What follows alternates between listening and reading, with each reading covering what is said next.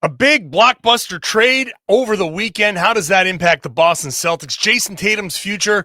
What happens if Kevin Durant goes to Miami? I'm answering your mailbag questions right now on the Locked On Celtics podcast.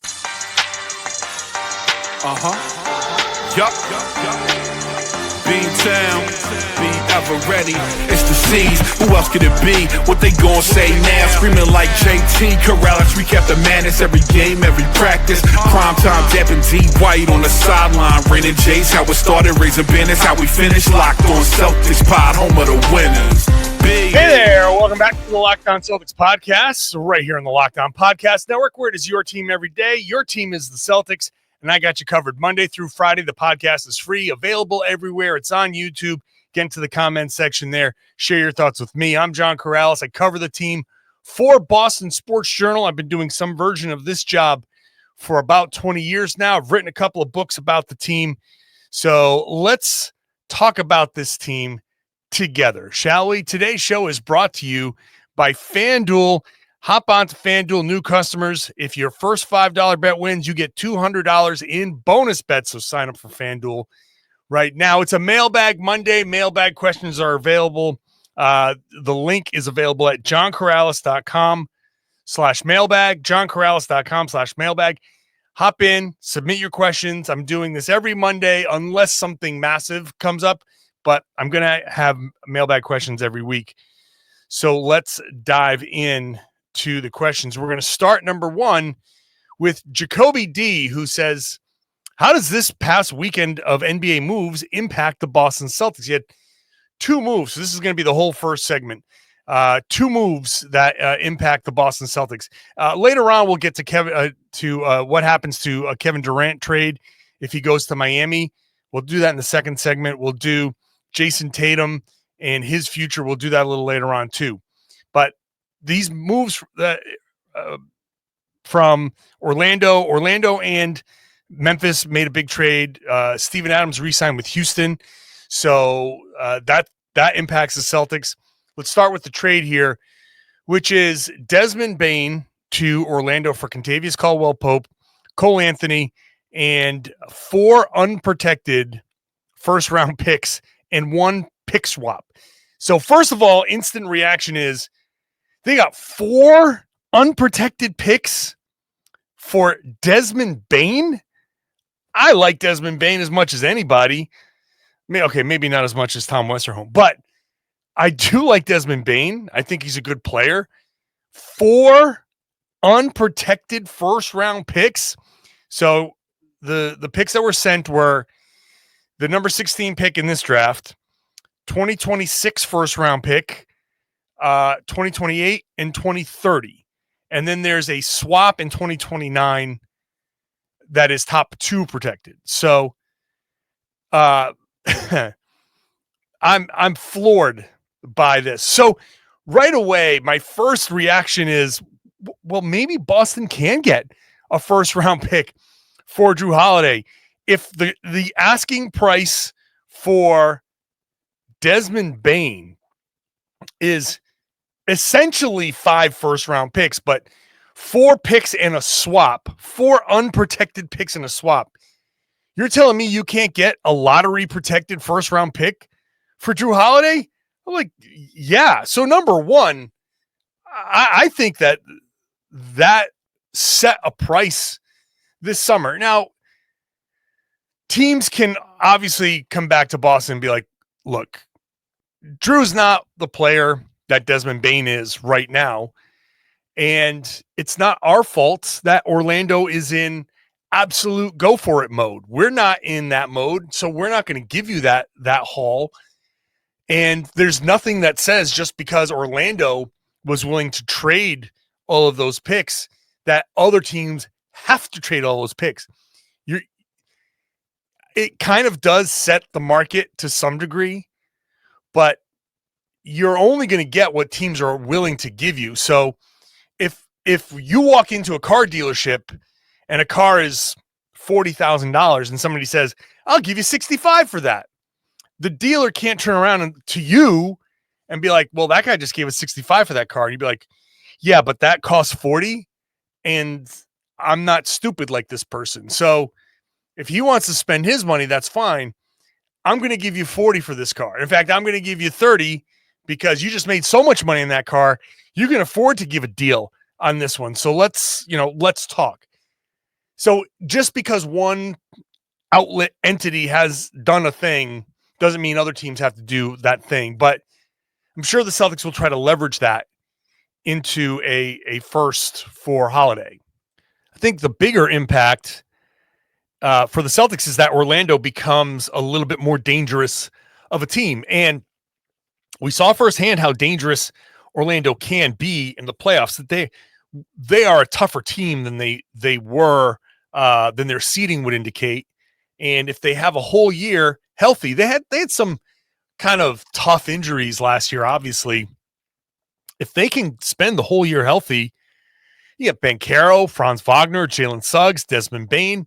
That's really good. That's a really good team. Think Indiana's ascent, their run to the finals, and briefly taking a lead in the finals. That shows that if you put the right team together, the right fit, the right group of players, you can make a run.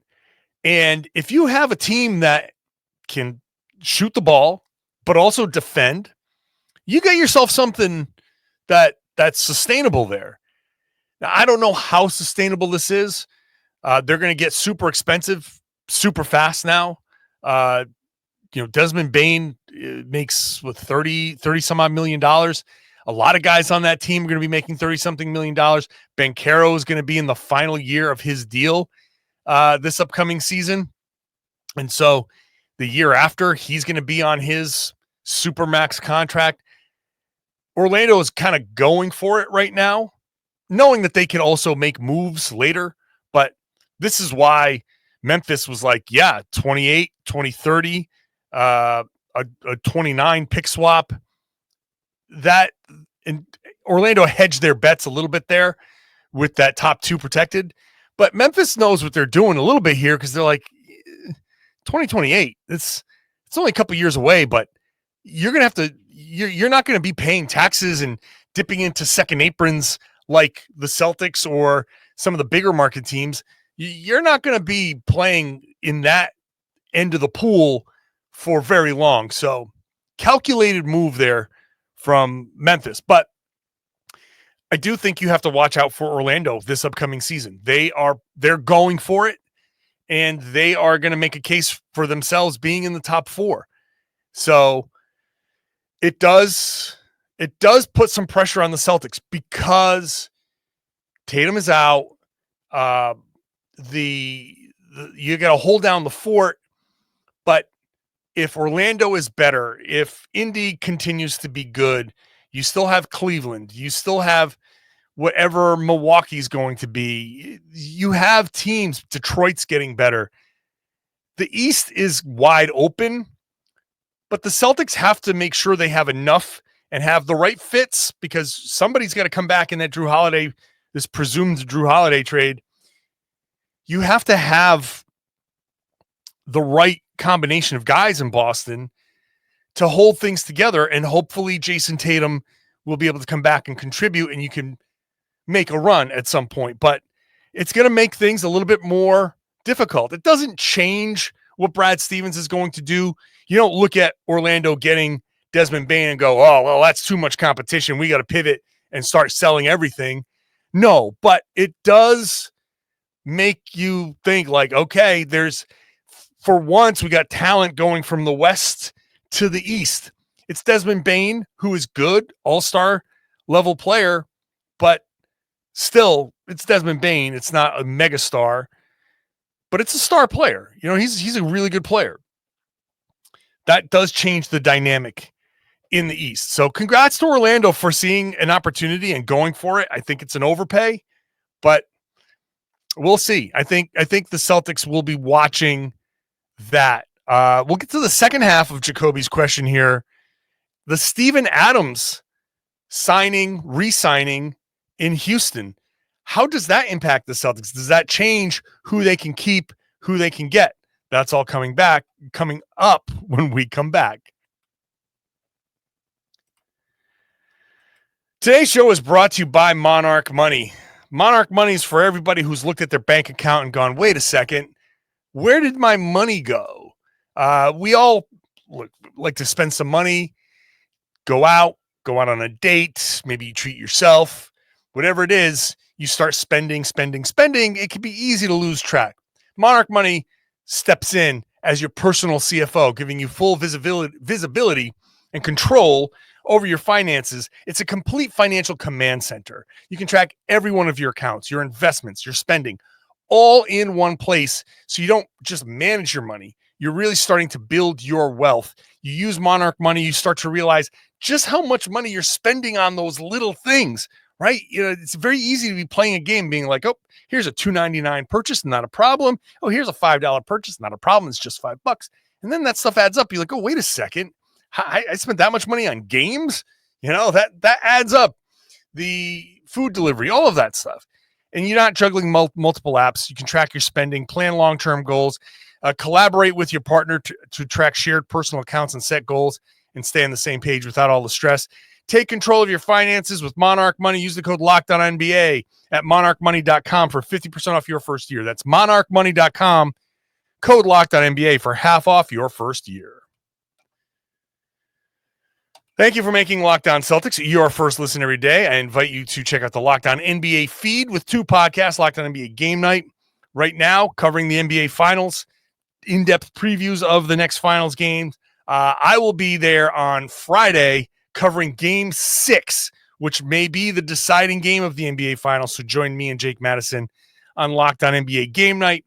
And, of course, Locked On NBA is going to have everything covered, including that big trade that I just talked about, and the signing of Steven Adams, which is part 2 of Jacoby's question. Steven Adams signed a 3-year deal worth $39 million, approximately $13 million a year. Keith Smith from Spot Track, friend of the show, says it's a descending contract, 14.1 year 1, 13 year 2, 11.8, almost 11.9 year 3. Fully guaranteed, no options. Steven Adams getting the approximately $13 million a year now. What does that mean for the Celtics? Again, we're talking about setting a price. What price does that set for Luke Kornet? When you look at free agent bigs, a lot of this is, where are you going to spend your money? And are you going to go for Clint Capella? Are you going to go for Miles Turner, Kevon Looney, Paul Reed, Naz Reid? You know, you got guys like bargains like Gershon Yabusele. You got Julius Randle, who may be on the market. You got a vet like Brook Lopez. So while Steven Adams sets the market here at about $13 million for a big, right around mid-level exception money, full mid-level, the question about Luke now becomes, how much does a team want him over one of these other guys that I mentioned? And, you know, decent players with some good value that you may consider to be better than Luke Kornet. And if the spots dry up, then the money dries up. And so what Luke Kornet can make just depends on where in that hierarchy are people going to spend the money. Luke can be in a tough place. You know, he's better than some of these names, but some of these names aren't he's not so much better that $3, $4, $5 million a year more is going to make a difference. I would say maybe Yabusele in that role, Precious Achiuwa, Larry Nance, guys that you go, okay, we can give them less money. They can do a fine job. We're going to spend our money somewhere else. This is where the big criticism of the mid-level money kind of going away in the NBA because of this collective bargaining agreement. Watch Luke Kornet as a potential test case, because a lot of people are saying Luke's going to get priced out of Boston, but I wonder if Luke's going to get priced out of this market. And there is a potential here that a team will throw $10 million at him and Boston's not going to pay him $10 million. And you deal with it. And maybe Boston pivots to one of the guys that I mentioned, and you say, okay, we're just going to have to do Precious Achiuwa for less. We're going to have to get him, and you're going to let Luke go. So there is a potential that, okay, Adams sets the market, but there is also the potential that teams are going to go like skip over Luke. There's going to be a couple of guys that are going to get the money, and then Luke's going to be in that next tier, and they're going, nope, too expensive for what he's getting, and they're going to dip down below and take some of those other cheaper guys off the market, and Luke, who is in line for a payday, kind of gets screwed out of his deal. So there is, I'm watching that as much as I'm watching Luke kind of go into that next phase. Let's move on. John L. says, Miami is one of Kevin Durant's preferred destinations. What would that trade look like? And should we worry that Miami is back if they get him? So what would that trade look like? Well, I'm going to assume that Tyler Hero has to be part of that deal because he's better than Duncan Robinson, and the Suns are going to want something of value. You can do Tyler Hero and Duncan Robinson and get that deal done. If you do Tyler Hero and somebody else, now we're starting to get into complicated kind of areas. Trading away Hero, they're not trading Bam Adebayo. They're not going to do that. Kevin Durant is 36 years old. He's going to turn 37 before the season starts. So Miami's on his list, places that he would stay long-term, which means more than 1 year. I don't know what long-term is for him. 37, he can play till he's 40, maybe. San Antonio's on that list. Houston's on that list. So Miami's not a definite here.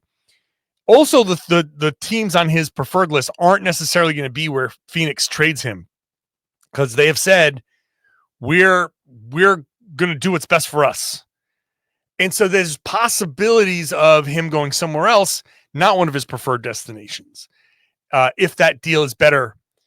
I don't know that Miami can put together, just Miami and Phoenix, a deal that looks great. But I don't know what these other deals are going to look like. Tyler Hero, I think, has to be part of it. I know Bam Adebayo, there's no way he's going to be part of it. I don't think they're going to get away with Tyler and Duncan Robinson. I think Phoenix is going to want one of the young players. Maybe, I don't know.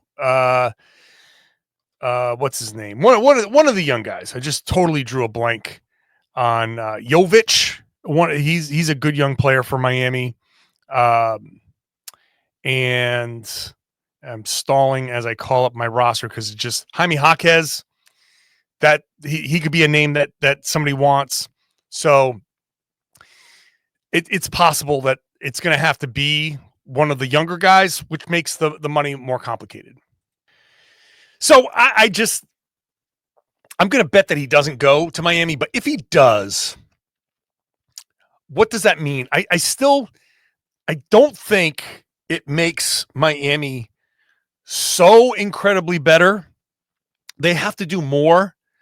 It depends on who they give up. But if you're still going into it with Terry Rozier on the roster, right? Like, you're not trading Terry Rozier. They might say you got to take Terry Rozier back, but the combination of Terry Rozier and Tyler Hero is too much money for the Suns to take back. Phoenix is a second apron team. Now, they could probably do some other deals beforehand if they need to get, maybe work something out and get under the second apron. But I don't know. Maybe they can't. And so that means they can't aggregate players. So you can't do, we'll just do KD and somebody else. And we'll take back, Terry Rozier. Maybe he, is rejuvenated. They can't do that. So can you pile up like Kyle Anderson and somebody else? Like, maybe, but it's complicated in Miami. So the players that they're giving up, and this is not a great roster anyway. You're adding Kevin Durant to that roster. That's great. You're obviously making an upgrade there. but you are taking away a lot of shot creation. And Tyler Hero's 25, whereas, Durant's 11, 12 years older than him. So I still think Miami has their run of being dangerous, but this doesn't propel them any higher than they normally are. Are they not a play-in team in the East? Maybe they climb to 6th, but I don't fear them, even with Kevin Durant there. So I'm going to guess that doesn't happen. We're going to come back. Jayson Tatum's future, his injury, and then questions about a Porzingis trade, Baylor Scheierman, all of that stuff coming up when I come back. Today's show is brought to you by FanDuel. Hop onto FanDuel, get into those NBA Finals, Stanley Cup Finals, baseball. Who would have bet on Rafael Devers getting traded? But you can bet on things, all kinds of things on FanDuel. But, if you're betting on basketball before the tip-off, live, whatever, there's player props, performance trends, same-game parlays. If you think that somebody coming up in Game 5 of the NBA Finals is going to have a big bounce-back game or a big game, whatever, if you think Shai Gilgeous-Alexander or Tyrese Halliburton going to hit a bunch of threes, let's say, you can put all of those bets together, combine them, and have some fun. If you place your first $5 bet and it hits, you can get a $200. If it hits, you will get a $200 bonus in bonus bets. So your first $5 bet, if you're a new customer, if that hits, $200 in bonus bets. So if you sign up, make sure you're using the tools so you can set your limit, set your budget, and enjoy yourself without going overboard. That's my number one thing. Do not go overboard. Just bet what you can afford to lose. If you're new to FanDuel, go ahead and sign up at FanDuel.com. Place your first $5 bet. If it wins, you get $200 in bonus bets. Make every moment more with FanDuel, official sports betting partner of the NBA. Thanks for making Locked On Celtics your first listen every day. How about checking out, you can check out Locked On Magic for their take on the trade, Locked On Grizzlies for their take on the trade, Locked On Rockets for the signing of the Steven Adams. There's a lot of reaction going on the network for all of these things that have happened around the NBA. Let's get back into the mailbag here, which is you submit your questions at johnkaralis.com/mailbag. A couple of questions combined into one. Nathan asks, what's Boston's future if Tatum returns and is not the same player? And Andrew says, is it way too early to make realistic predictions? It is way too early, but based on what you know about Tatum, do you think there's any risk of him rushing back and re-injuring himself? So obviously Tatum's going to want to come back as soon as possible. He's going to have to trust his trainers, which I know he does. He's going to have to trust the team, the doctors, all of that. And I want to be clear, because I've said this before, but I want to be clear. When I talk about him coming back and the potential for him coming back this upcoming season, I'm in no way talking about rushing him back. He should not rush back. But people make this assumption that if he comes back earlier than you expect, then he's rushing back. And people go, well, don't rush back. Don't come back this season. But if he's ready to play in January, let's say, and that's 8 months after the injury, 8 months after the surgery, right? That happened in May. So you get June, July, August, September, October, November, December, January. Mid-January is 8 months after the surgery. Again, his youth, his fitness, the innovation of the procedure, the speed at which it was done, gets him back on his feet sooner. It's not out of the question that he comes back 8 months. 8 months is a long time. That's not rushing it back. If that's the case, and when I say comes back and is ready to play, that means cleared by the doctors, cleared by the trainers. Everybody agrees he is 100%, and there is no risk of re-injury. It has healed. It is ready to go, and he can start playing basketball. once that is said to Jayson Tatum, he can come back. So I don't think there's a risk of him rushing back to be, I can do it in January. I'm ready. They're going to do all the MRIs, all the tests. They're going to do all of the everything. This is not, hey, I want to play this back to back. This is, we're going to do every bit of imaging we can. We're going to do every bit of testing that we can to see how hard you can go, what your recovery time is, and when you can go again.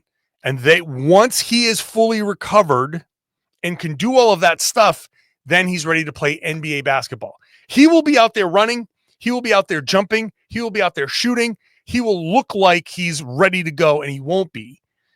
So if he returns and he's not the same player that we've seen, Nathan, then the Celtics do have to make a decision. And they may end up moving him, and he might have to. It might be a situation where he's no longer a number one guy, and he can't handle being a number two guy in Boston. So he's going to have to start that phase of his career somewhere else. And the Celtics have to do what they can to get good value for him.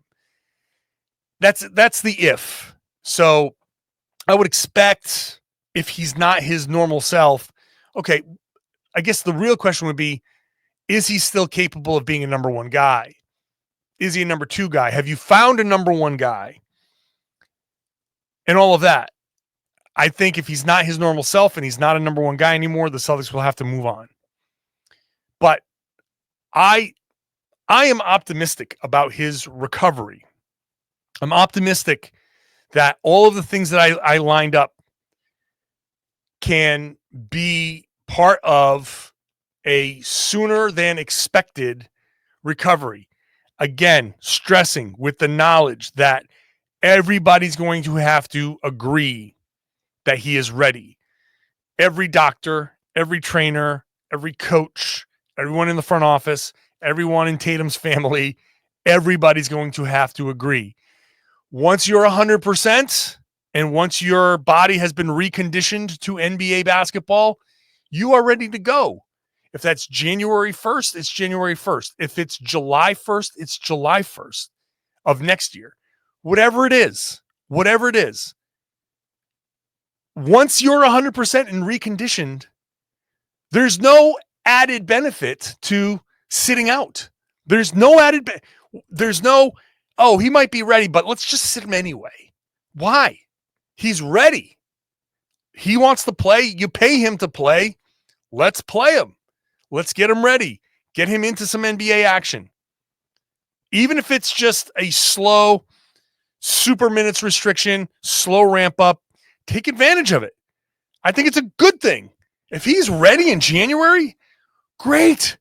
Because now you have actual NBA basketball that he can play him 15 minutes, play him one stint in the first quarter, one stint in the third quarter, then slowly ramp him up, see how he recovers, give him a day off, get him back.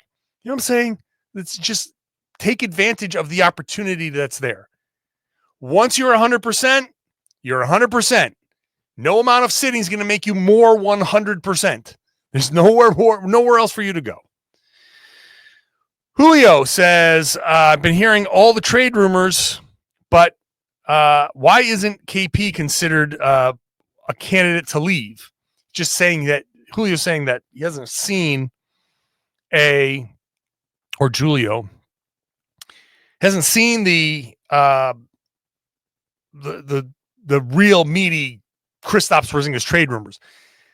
And I think that's because I don't know that he gets traded this year. I really don't. I feel like I've laid this out in the podcast before, but the moves this summer, Drew Holiday trade, Sam Hauser trade, wait and see. Porzingis, sniff around, listen to deals, but nothing really on Porzingis until maybe the trade deadline. Between start of the season and trade season, in season, you determine what's the Jayson Tatum prognosis. Then from there, you can pivot. Do you want to just say, okay, we're just going to, nope, he's not going to be ready this year at all. It's going to take him a full year to recover. Fine. If that's the case, then that's the case. Then you adjust accordingly. Maybe you do trade Porzingis and you say, forget it. Maybe you still keep him. If you're under the second apron, you just say, okay, we're done making moves. We're going to go with this team. It's going to go as far as it goes, and you be done with it. And then next summer, you adjust and you figure out what to do with Porzingis. I still think that you re-sign him at mid-level money. I think that Steven Adams contract is going to be a good contract for Porzingis next year. $13 to $15 million. $15 million a year for Porzingis. I think if you tell him, like, if you can go get that money somewhere else, go for it. But we want to keep you here at $15 million. And then he becomes a potential trade chip. So I think why you're not hearing Porzingis trade rumors is because I think the Celtics are holding off. Paolo says, I've got some good vibes on Scheierman. I'm truly convinced that he will turn some heads next year. Am I being too optimistic? Turning heads, I wouldn't say too optimistic. You're certainly being optimistic, but I don't say too optimistic. He has the potential. He's an older player, so he's not your typical second-year player. I think him making a jump because of the summer that he can have, because of the confidence after the year that he had, even in limited opportunities, I think there's a reason to be optimistic. Will he turn heads? Maybe. Boston's confidence in him will be shown if Sam Hauser is moved into someone's cap space / exception / mid-level. So I think that Scheierman has an opportunity to come in and be a Sam Hauser type at a much cheaper contract. So we'll see. But I think there's reason to be optimistic. I don't want to go too crazy, but there's reason to be optimistic. And final question. This is like a little housekeeping question just for people who aren't aware. Chris asks, was just curious if the coaching staff salaries count towards any of the salary cap or anything like that. Nope. Just player salaries. Coach, you pay coach $100 million if you want. Doesn't matter. So, it's not about how much money the team, the ownership group spends on the team. It's all strictly players and their contracts, their incentives, all of that stuff. Once again, mailbag questions can go to johnkaralis.com/mailbag. johnkaralis.com/mailbag. Join me here every Monday. Every Monday's got the mailbag unless something big happens, and then I'll just push the mailbag off to a Tuesday or something like that. I thank you all for submitting the questions. Everydayers, I love you. Thank you for listening to this podcast every Monday through Friday. Still here Monday through Friday, June and July. So become an everydayer. Subscribe to the show. Join all of the other guys and girls who are listening to the podcast every Monday through Friday. We call them everydayers here because they were just with us every day because we're here every day, Monday through Friday. The podcast is free. It's available everywhere. So let's have some fun together. We go down to 3 days a week, August and September, but I'm still here 5 days a week. No need to listen to people who don't know what they're talking about when it comes to the Celtics on the radio. This is one of the very few places you can go to for consistent Celtics coverage. If you're a big Celtics fan, this is the place to get it. So thank you for subscribing. I would especially love it if you shared the podcast. Tell everybody they should be listening to and watching the Locked On Celtics podcast here on the Locked On Podcast Network. It's your team every day.